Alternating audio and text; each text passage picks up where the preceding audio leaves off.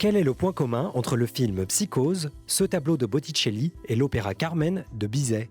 Ils font de la mise à mort d'une femme un spectacle et ont contribué à ce que l'historien Yvan Jablonka appelle la culture du féminicide. Mais attention, son but n'est pas de censurer ni de remettre en cause la qualité des œuvres, mais plutôt de les analyser afin de mieux comprendre la manière dont elles ont façonné nos imaginaires. Le féminicide, c'est le meurtre d'une femme, en tant qu'il y a en elle quelqu'un à frapper, violer, humilier, détruire. Et bien souvent, le féminicide se décompose en 3 séquences. Il y a la sexualisation, c'est souvent un viol. Ensuite, il y a les mutilations ou les actes de barbarie. Et ensuite, il y a la mise à mort en tant que telle. On peut dire que le féminicide, à cet égard, est un massacre sexualisé. C'est-à-dire que ça passe toujours par le sexe, comme si c'était un moyen de mieux détruire, de mieux humilier. Quand on regarde d'autres formes, il y a des androcides, c'est-à-dire des hommes tués en tant qu'hommes. Ce qui les distingue du féminicide, c'est premièrement, il n'y a pas de sexualisation. Deuxièmement, le crime leur permet quasiment de les sanctifier ou de les diviniser.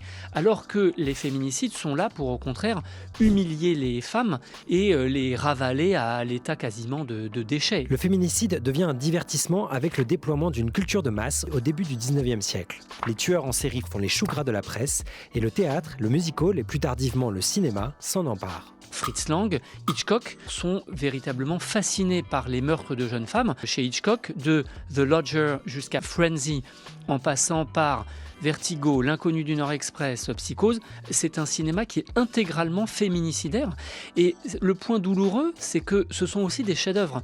Mais ce sont des chefs-d'œuvre qu'on doit voir et revoir précisément pour comprendre en quoi ils véhiculent un certain regard, et en l'occurrence, cette culture du féminicide. Cette culture du féminicide traverse les siècles et les millénaires à travers des scénarios, des préjugés, des représentations, des justifications qui sont d'une cohérence stupéfiante. Mais alors, quelle position adopter aujourd'hui face à ces représentations qui ont innervé notre histoire culturelle? J'ai pas du tout l'âme d'un censeur. La censure me dégoûte et donc c'est pas du tout mon propos.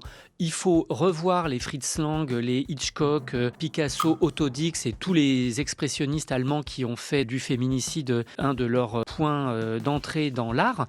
Mais il faut les revoir, les réécouter, les relire avec un œil critique. Et il faut voir que ces œuvres, et souvent même ces chefs-d'œuvre, véhiculent des images, des discours, des représentations, des justifications qui ne sont jamais neutres. Moi, j'appelle de mes voeux une contre-culture du féminicide. D'ailleurs, il y a déjà tout un corpus qui existe, parce que tant qu'il y aura des féminicides, il faudra en parler et il faudra les représenter plutôt que détourner le regard ou dire que en fait, ça nous dérange.